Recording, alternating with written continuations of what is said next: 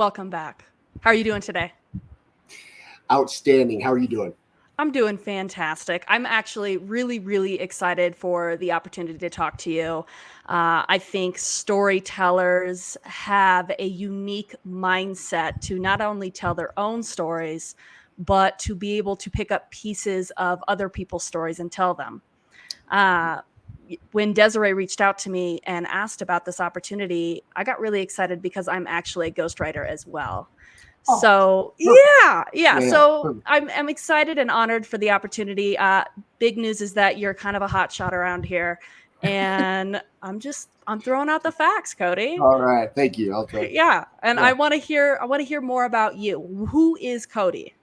Yeah. Thank you. I'm just a lover of stories and words, right? For my whole life, I couldn't focus on anything other than stories.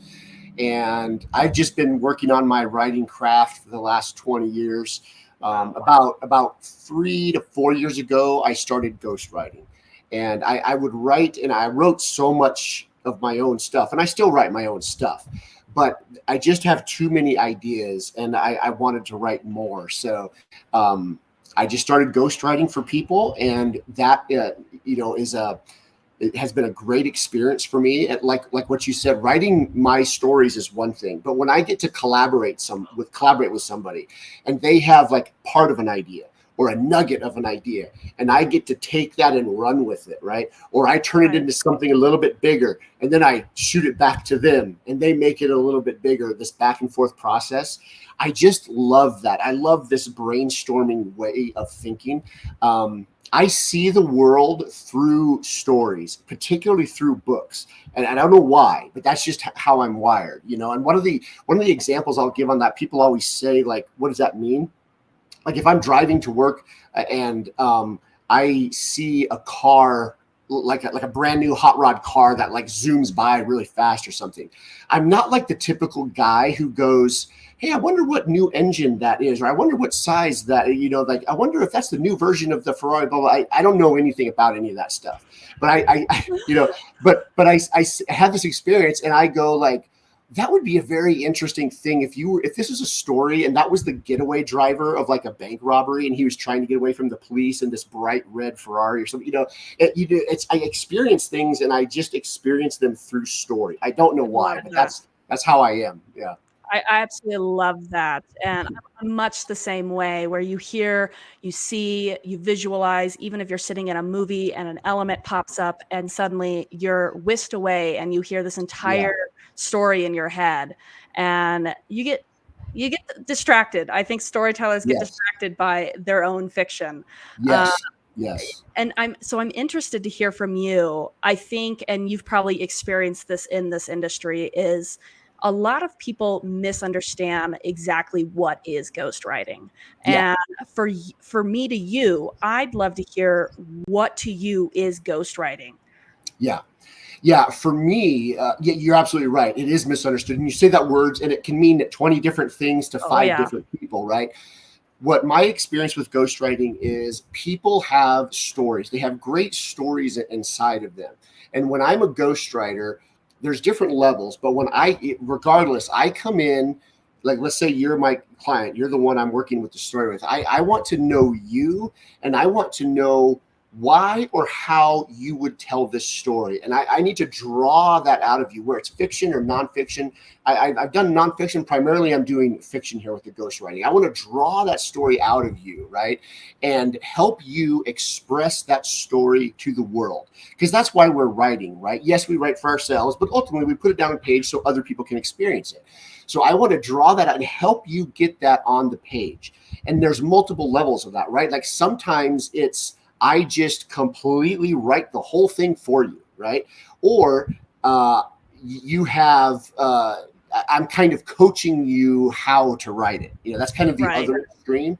And there's kind of a middle ground of like kind of a co-authorship, right? Where you write a little bit and I write a little bit, and there's everything in between. So, but those are kind of the big three, kind of big dichotomies. I know there's three, but whatever route we go, all I'm doing as a ghostwriter is I'm helping you express your story. That's Mhm. ultimately what I'm doing. Yeah. Yeah, and I think kind of piggybacking off that, some people just don't know how to express that. Yes. And being Yeah. able to take those elements and those ideas and bring a story to life for somebody to see its potential and to get whisked away in that reality and say, oh my gosh, that was my idea, and look at it now. Yeah. And being able to help that person visualize that through the words, Yeah. it's a Because very there's empowering process. Yeah, because there's creativity, the story, and then there's the mechanics of getting it written Oh yeah. down, right? And so, really, as a ghostwriter, your strength really isn't that mechanics. If you have that story in you, I'm going to help draw it out, but I'm just helping you with the mechanics of typing the words on the screen and getting it out there, And it's also important, I think, to include what it's not, And I have a lot of people that will express. They initially hear about it and they will have, for whatever reason, have some sort of stereotype, or they will say things like, well, it's dishonest. You're doing something that's dishonest. You're Yep. not being honest and blah, blah, blah. Shut up about all that, because writing a book is not a solo game. Doesn't matter. Like if you write a book, you have, if this book's going to be any good, you have to have some some help. You have to have a developmental editor, you have Oh to have a yeah. line editor, you have to have a copy editor, you have to have a proofreader, you have to have a formatter, you have to have a cover designer, an agent, like a publisher. Think of all of the different minds that go into writing a book if you wrote all the words, right? Oh So yeah. and how many times do you turn in your book, your manuscript, and the editor comes back with, delete this, add this, delete this, change this word here, right? Yeah. So in that sense, the editor is writing some of it for you, right? Mm-hmm. It's changing some of it, and she's adding words. The editor's adding words, and you're doing that. A ghostwriter is doing that exact same thing. It's just on a bigger scale, So the people who Yep. say ghostwriting is dishonest, well, it's dishonest if you're lying about it, but we're not lying about anything. It's just a business task. It's just like hiring an editor or an illustrator for your book. People tend to draw their lines in different places. So I always want to bring that up, because that usually helps people process what we're talking about. Yeah, and that's really important for me to kind of get out there as well, because it circles back to that question I asked, was that there is a misunderstanding out there, and Yeah. I Yeah. I think it needs to be talked about more, Yeah. brought forward more. That ghostwriting is just an act of visualizing and telling a story, and it, a great idea, a great analogy for you to put it as, is that it's a development editor on such a grander scale, Yeah. and Exactly. That's all it is. what a fantastic way to put that Yeah. as. And you're Yeah. right. It takes an army to get a book off the ground. Right. And Yeah. you could be working with people nationally, internationally, all over the world. Yeah. Yeah. And the creative process, it is so collaborative that people don't think about it, right? People think, well, here's an example of, I write a chapter, and then maybe I take it to my writing group and I read the Right. chapter, and they give me some feedback. A writing group is it can be done wrong, just like anything else, but it can be a very effective way of you hearing, oh, I think I'm going to change this sentence because of how 3 people reacted to it. Like, Right. oh, here's some good feedback. So it's still your story, but you're involving other people in the creative process. And I think sometimes people just don't think about it, or they forget the ghostwriting part. And that's all it is a collaborative process. Right. And even if, like, let's say you just write a book today, you have no editors, no beta readers, no writing group, no nothing. Okay. But where did that story come from? I know it's yours, but we all have influence, right? So Mm-hmm. I've been reading stories for 30 years, and I like certain types of things. It's so messy to draw lines, right? It's just a creative process, and if somebody is not skilled or doesn't have the tools for the mechanics, or the developmental editing part, or the outlining part, or whatever, and if I can come in and help them with that skill set, I mean, that's just a win-win. I love it. That's how I think about it. And so that kind of leads into my next question, which is, what is success look like to you when ghostwriting? Yeah, great question. So, a couple different levels, right? The main thing that I come up when you say that is, for when that client reads the final project, we get it all buttoned up, and they read it, and they turn that last page, and they say thank you. Yeah. I have been working on this, has been in my head for 20 years, and I have tried to get it out, and now I have a physical book in my hands. thank you. So Yeah. that to me is success. And I don't want to seem too high in the sky or pie in the sky, whatever the thing is. It's not that I'm good with words or anything, but there's some truth to that, and I want to be honest for that. Part of me doesn't want to share that because it seems too, like lovey-dovey or something. But honestly, man, my heart does sing when someone says thank you.